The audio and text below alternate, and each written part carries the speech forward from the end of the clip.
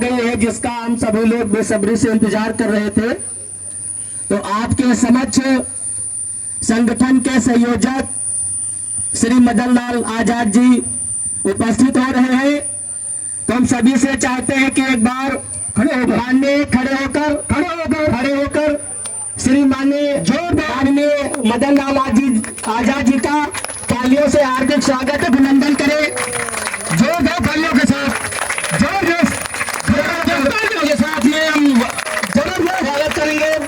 और हमारे राष्ट्रीय संयोजक जी हमें अपने विचारों से हम सभी को अभिसंचित करें।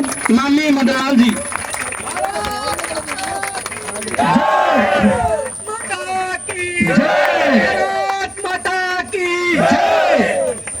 धन्यवाद आप सबका बहुत बहुत। बैठ जाइए अपने अपने स्थान पर शांति के साथ। बैठ जाएं सब, बैठ।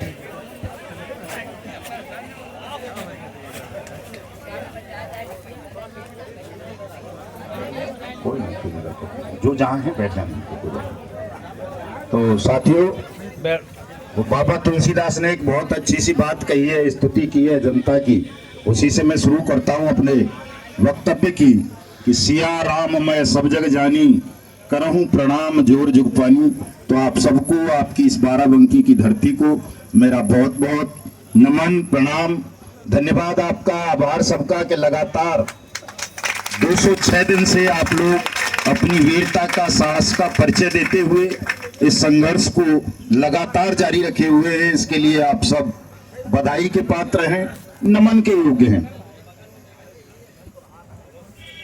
चूंकि हमारे राष्ट्रीय अध्यक्ष ने, हमारे राष्ट्रीय महामंत्री जी ने, प्रदेश अध्यक्ष ने, मंडल प्रभारी जी ने, जिला संरक्षक साहब ने, अध्यक्ष महोदय ने और मैडम ने तमाम चीजें आपको बता दी हैं, एक्ट के बारे में, कानून के बारे में, भुगतान के बारे में, और बड़ा विस्तार से बताया है। तो मेरे लिए कहने को कुछ ज्यादा छोड़ा नहीं है शेष तो मैं कुछ कहूं, लेकिन कुछ बातें फिर भी कहनी पड़ेंगी। तो साथियों, मैं केवल सत्ता को चेतावनी देना चाहता हूं।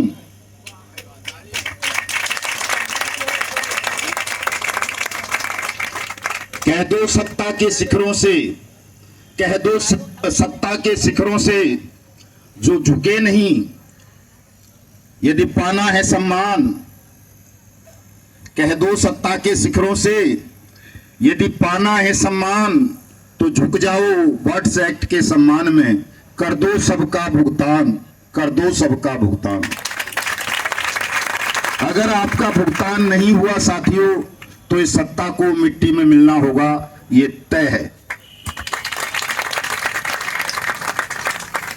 देश के 42 करोड़ से ज्यादा ठगी पीड़ितों को, 2 करोड़ से ज्यादा एजेंट साथियों को द्रौपदी समझ रखा है सत्ता में बैठे हुए लोगों ने, और जो सत्ता के विपक्ष में बैठे हैं उन्होंने भी। द्रौपदी को सब जानते ही होंगे आप, देखी किसी ने नहीं होगी, लेकिन टीवी पे उसके चरित्र के बारे में सुना होगा, देखा होगा आपने कि जब उसका चीर हरण किया जा रहा था, नंगी किया जा रहा था उसे भरी सभा में, तो सबसे पुकार लगा रही थी, पितामह आप बचा लो, गुरु द्रोणाचार्य आप बचा लो, महाराज आप बचा लो, आप तो लाज रखो, मैं आपकी कुल वधू हूं, पुत्र वधू हूं। सबकी तरफ भूखी प्यासी आंखों से रोती हुई देख रही थी, लेकिन ना सत्ता, ना उस सत्ता के विपक्ष में बैठे हुए लोग, कोई उसकी रक्षा नहीं कर रहा था, कोई मदद नहीं कर रहा था, और लगातार वो दुष्ट दुशासन उसका चीर हरण करता हुआ जा रहा था। कपड़े उतारी लिए थे लगभग सारे, अंतिम वस्त्र उसके जिस्म पर रह गए थे। और जब उसे लगा कि ना पति बचाएगा, ना पितामह बचाएगा, ना राजा बचाएगा, ना कोई संस्कार बचाएगा, ना धर्म बचाएगा, तो उसने बड़े आर्त भाव से भगवान श्री कृष्ण को पुकारा कि हे माधव आओ और मेरी लाज बचाओ, तुम्हारे अलावा कोई नहीं रहा है दुनिया में। तो भगवान आए और उन्होंने आते ही उसका चीर बढ़ा दिया, नहीं होने दिया नंगी सभा में, उसकी इज्जत आबरू नहीं लुटने दी। तो आप सब भी निश्चिंत रहें, देश के तमाम ठगी पीड़ित, जमाकर्ता, एजेंट साथी, कि आपकी भी लाज डूबने नहीं दी जाएगी, आपका चीर हरण होने नहीं दिया जाएगा। सबको सुरक्षा सम्मान मिलेगा, भुगतान होगा, सबका होगा। और यदि नहीं किया तो मैं आज बाराबंकी की धरती पे आया हुआ हूं। वैसे मैं ये बात सभी जगह बोलता हूं, इस सत्ता का सर्वनाश कर देंगे, मिट्टी में मिला देंगे और सबको, पूरे देश के पॉलिटिकल सिस्टम को, माफिया को, जो आपकी पीड़ा को ध्यान नहीं दे रहा है, मौन हो गया है। एक शब्द ना राहुल गांधी बोलता है, ना अखिलेश बोलता है आपके पक्ष में, ना मायावती बोलती है। मोदी और योगी तो बोलेंगे ही क्यों, चूंकि वो तो सत्ता के अहंकार में डूबे हुए हैं। कोई भी नहीं बोलता पूरे देश में राजनेता, जिनको बोलना चाहिए आपके लिए। वही हालत है जो मैं भी बता रहा था कि न पितामह बोल रहा था, न कर्ण बोल रहा था, न द्रोणाचार्य बोल रहा था, कोई नहीं बोल रहा था। वही स्थिति सेम है। तो केवल मोदी या योगी को नहीं, ये जितना भी देश का पॉलिटिकल सिस्टम है, राजनीतिक माफिया है जो ठगों के पक्ष में खड़े हुए हैं, उन सबको मिट्टी में मिलाने का काम आपको करना होगा, बिना किसी द्वेष भाव के, बिना किसी मोह माया के। तब जा करके कहीं आप सबके साथ न्याय होगा, देश ठग मुक्त बेईमान रहित राष्ट्र राज्य के रूप में स्थापित होगा और धर्म की भी स्थापना होगी इस देश में। क्योंकि परमात्मा किसी न किसी को नियत करते हैं, चयनित करते हैं, निमित्त बनाते हैं अपने धर्म की स्थापना के लिए। वो मुझे ऐसा लगता है कि शायद आप लोगों को बना लिया है सबको, इसलिए कोई आपकी बात सुनना नहीं चाहता, कोई आप पर रहम नहीं करना चाहता, कोई उन कानूनों को लागू नहीं करना चाहता जिन कानूनों में आपके भुगतान की, सुरक्षा सम्मान की गारंटी दी गई है। इसलिए आप लोग भी अपनी मन स्थिति को मजबूत करें, तनाव से, अवसाद से, चिंताओं से बाहर आएं कि जो ईश्वर ने, विधाता ने आपके माध्यम से तय कर रखा है उसे कोई रोक नहीं पाएगा, वो होना ही है। हम लाख रो लें, लाख खुशी मना लें, लेकिन जो परमपिता परमेश्वर ने तय कर दिया है एक नियति, वो होनी है।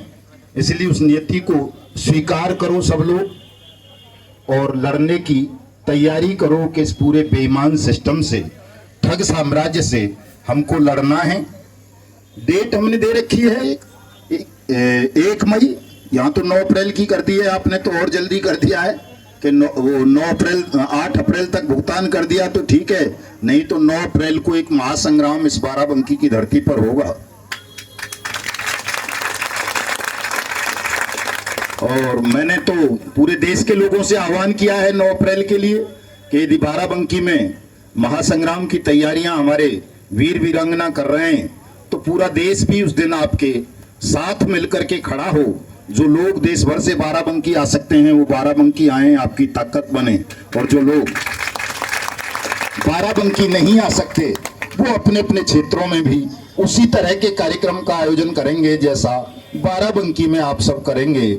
वो क्या बोलते हैं उसको, थाली, बेला, ढोलक, मजार, मजीरा, सारंगी, जो भी ढक्कन ढुकन, जो भी आपके पास वाद्य यंत्र हों, और कुछ नहीं होगा तो ताली तो होंगी ज्यादातर लोगों के पास, तालियां बजाएं जोरदार ढंग से। देश के शासन में बैठे हुए लोगों को जगाएं, जिन लोगों का धर्म था, उत्तरदायित्व था आपको बचाना और वो मौन हो गए, उन हरामियों को भी जगाएं और अपने सहयोगियों को भी जगाएं, ताकि पूरा देश एकजुट होकर आपके समर्थन में, आपके पक्ष में खड़ा हो। और जब पूरा देश खड़ा होगा तो ये शासन प्रशासन में बैठे हुए आपके नौकरों के कलेजे फट जाएंगे, उन्होंने लगेगा कि आज देश जाग गया है। और जब देश जाग गया है तो भुगतान कर दो, नहीं तो वो जो पागल कहता है कि मिट्टी में मिला देंगे पूरे पॉलिटिकल सिस्टम को, कहीं सच में ये भूखे प्यासे शोषित पीड़ित लोग हमें मिट्टी में ना मिला दें।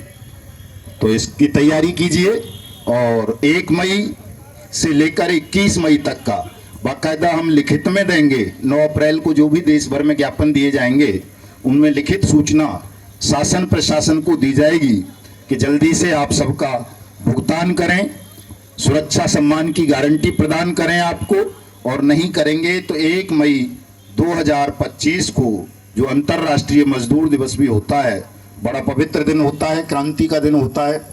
पहली क्रांति दुनिया के इतिहास में 1 मई को ही हुई थी, तो उसी दिन को हमने भी चुना है उस महान क्रांति के लिए जो हिंदुस्तान में हुई नहीं कभी 5,000 5,500 साल से।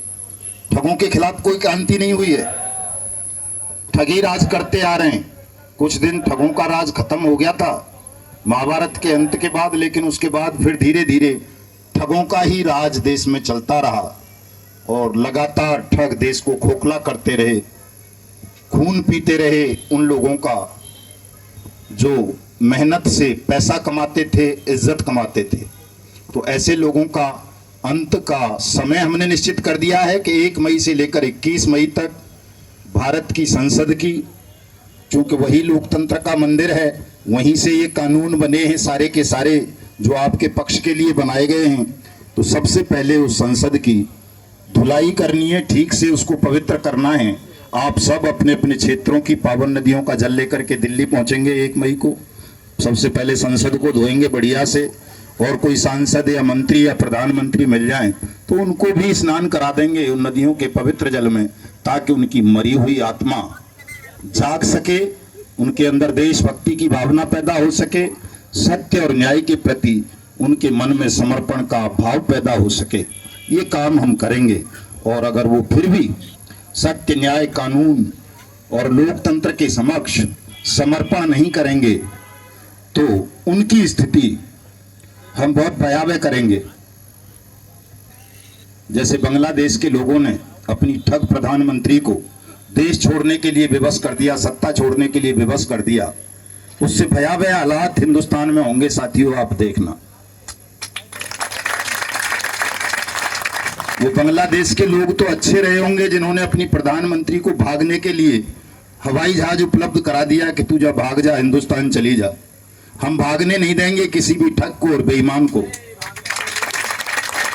बल्कि जो विदेशों में भाग चुके हैं, क्या नाम है इसका, समीर अग्रवाल, सागा ग्रुप का जो चेयरमैन है, जो दुबई भाग के बैठ गए हैं, राशिद नसीम जैसे, समीर अग्रवाल जैसे, उनको भी जहां भी छुप गए हैं, वो दुबई छुपे हैं या किसी टैक्स हेवन देश में जाके छुपे हैं, या भले ही वो अमेरिका और ब्रिटेन में बैठे हों ताकतवर लोगों की शरण में, उनको वहां से भी घसीटते हुए बलपूर्वक हिंदुस्तान ले आएंगे।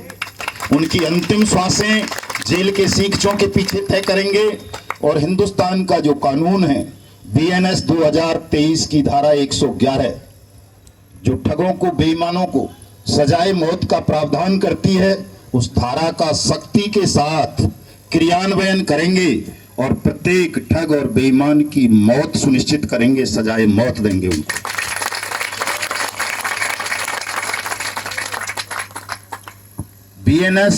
BNSS भारतीय नागरिक सुरक्षा संहिता 2023 की 2 धाराएं साथियों जो अभी लागू हुई हैं 1 जुलाई 2024 से। एक है 107 धारा, वो कहती है कि प्रत्येक जिला का कलेक्टर अपने क्षेत्र के ठगी पीड़ितों की जमा राशि का भुगतान 60 दिन के अंदर करेगा। बट्स एक्ट पे तो बता ही दिया है 180 दिन का प्रावधान है, लेकिन भारतीय नागरिक सुरक्षा संहिता की धारा 107 भी है एक, जो कलेक्टर को पावर देती है, एम्पावर्ड करती है, बाउंड करती है कि वो 60 दिन के अंदर अंदर अपने क्षेत्र के ठगी पीड़ितों का पैसा वापस करेगा। लेकिन उस धारा का भी कहीं प्रयोग नहीं किया जा रहा है किसी भी कलेक्टर द्वारा। एक और धारा है इसी कानून की 395, उस 395 धारा में ये प्रोविजन किया गया है कि जैसे कई लोग कहते हैं कि साहब वो सारा माल लेके समीर अग्रवाल भाग गया, ऐसे कई भागे हैं तो उन्होंने हिंदुस्तान में कहीं प्रॉपर्टी नहीं बनाई है, सारा जो है बिटकॉइन, क्रिप्टो वगैरह में इन्वेस्ट किया और वो सब विदेशों से संचालित होता है। तो ऐसी स्थिति में लोगों का पैसा कैसे वापस होगा, उसी के लिए धारा 395 बनाई गई है भारतीय नागरिक सुरक्षा संहिता 2023 में। और उसमें भी कलेक्टर को, SDM को, डिस्ट्रिक्ट कोर्ट को, इनको सबको एम्पावर्ड किया गया है कि यदि कोई गंभीर अपराध के पीड़ित लोग हैं, ठगी गंभीर अपराध है, सजाए मौत तक की व्यवस्था है इसमें, ठगी के उसमें, तो ऐसे गंभीर अपराध के पीड़ितों को मुआवजा, उनके नुकसान की भरपाई करने की ड्यूटी जिला कलेक्टर, अदालत, डिस्ट्रिक्ट की, क्षेत्र का SDM और तहसीलदार की है। उस धारा का प्रयोग भी ठगी पीड़ितों के लिए नहीं किया जा रहा है। बट्स एक्ट तो कहता ही है कि 2 से 3 गुना पैसा सरकार देगी, 180 दिन में देगी। ठगी पीड़ितों का, उसकी भी कोई अनुपालना नहीं हो रही है।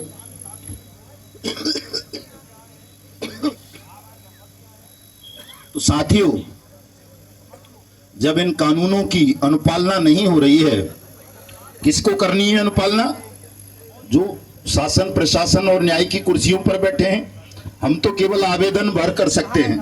हमारा कर्म तो इतना सही है ना कि हम आवेदन करें, सरकार के पास बताएं उन्हें कि हमारे साथ ये ठगी की घटना हुई है, हमारा इतना नुकसान हुआ है और आप इन कानूनों के अंतर्गत हमारा पैसा वापस करो। इतना सा काम है हमारा, हम कर रहे हैं ज्यादातर। लेकिन जो काम सरकार को करना चाहिए था, आपका आवेदन लेकर आपका भुगतान करना चाहिए था, वो काम सरकार नहीं कर रही है। और जब कोई व्यक्ति, भले ही वो शासन की कुर्सी पर बैठा है, न्याय की कुर्सी पर बैठा है, प्रशासन की कुर्सी पर बैठा है, या सामान्य व्यक्ति है, अगर वो किसी कानून का पालन नहीं करता तो वो अपराधी घोषित कर दिया जाता है कि भाई वो अपराधी है। और अपराधी के लिए बाकायदा दंड विधान में, न्याय विधान में एक दंड की व्यवस्था की जाती है साथियों।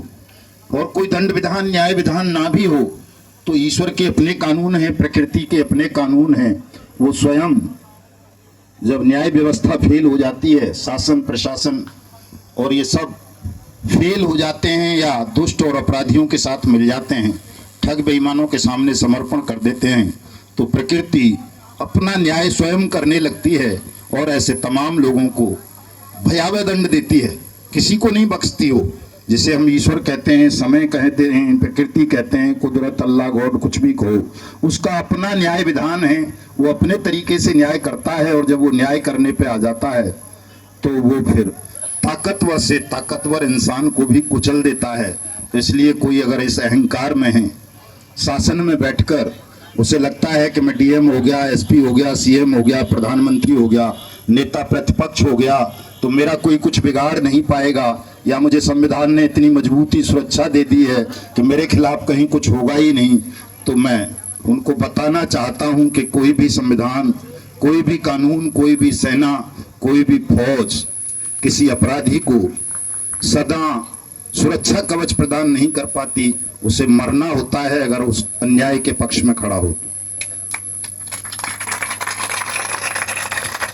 महाभारत से एक उदाहरण दूंगा। वो सूर्यपुत्र था, कर्ण, कवच कुंडल थे उसके पास, कानों से अमृत झरता था, मर नहीं सकता था। उसका जो कवच था उसे इंद्र का वज्र भी तोड़ नहीं सकता था, इतना मजबूत था। लेकिन वो अन्याय के पक्ष में खड़ा था, अन्याय का समर्थन कर रहा था। तो ना कवच रह पाया, ना कुंडल रह पाए, ना अमृत बरस पाया, ना कुछ, अंत में उसे मरना पड़ा। तो इस बात को तमाम लोगों को ध्यान रखना चाहिए कि जो भी ठग और बेईमानों के पक्ष में खड़े हैं, भले ही वो कोई प्रधानमंत्री हो, मुख्यमंत्री हो, डीएम हो, एसपी हो, या कोई गुंडा हो, माफिया हो, या कोई और हो, अगर वो ठग और बेईमानों का, अपराधियों का समर्थन करेंगे, संरक्षण करेंगे और ये सोचेंगे कि हम उन्हें बचा लेंगे, तो कोई बचा नहीं पाएगा, उल्टा अपना अंत सुनिश्चित करा लेंगे। इसलिए भलाई इसी में है। हम नहीं चाहते कि दुनिया के सबसे बड़े लोकतंत्र पर कोई कीचड़ उछले। दुनिया जो है ये कहे कि ये वैसे ही बकलोली करता फिरता था 56 इंची सीने वाला, कि हिंदुस्तान यूं है, यूं है, यूं है। वहां तो 42 करोड़ लोगों को ठग लिया गया इसी के संरक्षण में। तो इसका भी अपमान हम नहीं चाहते। हम चाहते हैं कि सम्मान बचा रहे सबका, और वो नौबत ना आए कि हिंदुस्तान को क्रांति के लिए मजबूर होना पड़े 1 मई से लेकर 21 मई तक। तो आप सब लोग कोई भी अपने मन में ये संदेह बिल्कुल ना करें कि साहब पैसा नहीं मिलेगा। सबका पैसा मिलेगा, 2 से 3 गुना ही मिलेगा, ये तय है, ये लिखित गारंटी है। कोई वैसे ही नहीं कि साहब, कोई वैसे ही सभा में प्रधानमंत्री ने कह दिया हो कि साहब 15 लाख दे दूंगा प्रधानमंत्री बन गया, तो ऐसा नहीं है। बाकायदा लिखित गारंटी दी गई है कानून में आपको 2 से 3 गुना पैसा मिलने की, ये मिलेगा। थोड़ा सा जो आपको या हमको लगता है कि साहब हमारा जनमत ज्यादा नहीं हुआ है, अभी लोग जागरूक नहीं हुए हैं, मांग नहीं रहे उतनी ताकत से, तो हर चीज का एक समय तय होता है साथियों। अभी लोगों के दिमाग में गलतफहमी है, वो विभाजित हैं आपस में। बहुत जल्दी वो दिन आ जाएगा जिस दिन तमाम लोग एकजुट हो जाएंगे, जाग जाएंगे, इस कानून के विषय में जान जाएंगे। और जिस दिन ऐसा हुआ कि करोड़ों लोग इस कानून को जान गए, एकजुट हो गए, तो उन करोड़ों लोगों की आवाज इतनी विस्फोटक, इतनी शक्तिशाली बन जाएगी कि अगर फूंक भी मार दी ना मिलके आपने, तो हजारों मोदी, हजारों योगी, हजारों राहुल गांधी, हजारों अखिलेश यादव, हजारों मायावती और हजारों एसपी-डीएम हवा में उड़ते हुए नजर आएंगे। करोड़ों लोगों की फूंक में इतनी जबरदस्त ताकत होती है। आप सब विराट रूप धारण कर लोगे। वो भगवान श्री कृष्ण का होता है ना विराट रूप, वो ऐसे नहीं होता। वो जन्मत जब पैदा हो जाता है तो आप ही सब श्री कृष्ण बन जाओगे, आप ही राम बन जाओगे, आप ही मोहम्मद बन जाओगे, आप ही यीशु बन जाओगे और आप ही वो क्रांतिकारी बन जाओगे जो इस अन्यायी व्यवस्था को ध्वस्त कर दोगे, मिट्टी में मिला दोगे। तो बिल्कुल भी भयभीत नहीं होना है किसी को भी, क्योंकि आप न्याय की, सत्य की लड़ाई लड़ रहे हो। सब अन्याय की लड़ाई नहीं है ये कोई, साहब आप हार जाओगे। आप न्याय की लड़ाई लड़ रहे हो और जो न्याय के पक्ष में लड़ता है उसकी तो सदा जीत हुई है, चाहे वो कितना भी कमजोर से कमजोर हो। चींटी भी अगर न्याय के लिए लड़ती है तो उसको न्याय देने की गारंटी परमात्मा की होती है। तो निश्चित रूप से आप सबको भी न्याय मिलेगा। तो ये तो सोचना ही मत साहब का पैसा नहीं मिलेगा, न्याय मिलेगा, पैसा मिलेगा, सुरक्षा सम्मान मिलेगा। और भयमुक्त होकर के अपने इस आंदोलन को तमाम लोग आगे बढ़ाओ। बहुत जल्दी, बहुत लंबा समय नहीं रहा है, बमुश्किल 2 महीने हैं। 2 महीने के अंतर्गत सबका पैसा वापस मिलेगा और जो भी आप सबने अपना सम्मान, घर, परिवार खोया है वो आप सबको वापस मिलेगा। मुझे पता है 5 लाख से ज्यादा लोगों ने आत्महत्याएं करी हैं ठगी प्रकरणों का शिकार बन जाने के कारण। हजारों सैनिकों ने आत्महत्याएं कर ली हैं और करोड़ों ऐसे हैं एजेंट और निवेशक जो अपना मानसिक संतुलन खो बैठे हैं, डिप्रेशन का शिकार हो गए हैं, एंजाइटी में जी रहे हैं, इतने गहरे अवसाद में चले गए हैं कि उन्हें यही नहीं पता कि हम कर क्या रहे हैं, सत्य क्या है, झूठ क्या है। इतना भयावह तनाव इस सत्ता ने, ठगों ने, बेईमानों ने करोड़ों नागरिकों को दे दिया है साथियों। तो अब आप सब इस तनाव से, इस अवसाद से बाहर आ जाओ, तमाम लोगों तक इस संदेश को पहुंचाओ, जागरूक करो कि भाई किसी को भी तनाव लेने की, डरने की आवश्यकता नहीं है। एक कानून बन गया है, कानून के साथ साथ एक संगठन खड़ा हो गया है आपको न्याय दिलाने के लिए। और जब संगठन खड़ा होता है तो ये तो वेद वाक्य है कि कलयुगी संघेन शक्ति, कलयुग में संघ ही शक्ति होगी, संगठन ही शक्ति होगी, संगठन ही ईश्वर बन जाएगा। तो आप सब इस वेद वाक्य पर भी यकीन करें, विश्वास करें। सबका मेहनत का डूबा हुआ पैसा वापस मिलेगा, सबको सुरक्षा सम्मान मिलेगा। आपने इतने ध्यान से सबने मेरी बातों को सुना, इसके लिए आप सबका बहुत बहुत धन्यवाद, आभार। पुनः मैं आप सबको नमन करता हूं। 2 बजने वाले हो रहे होंगे शायद, है सीओ साहब आने वाले होंगे, नहीं आ रहे हैं अभी तो मैसेज भेज दें, पुलिस अधिकारी बुलाएं उनको यहाँ, या एडीएम फाइनेंस आ जाएं तो और ज़्यादा अच्छी बात है, क्योंकि हमको भी रोज रोज समय नहीं मिल पाता यहाँ बाराबंकी आने का। एक बार उनसे चर्चा कर लें थोड़ी सी। तो क्या है,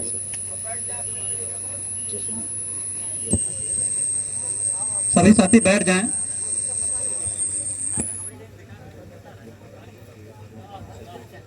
कह दिए उनसे।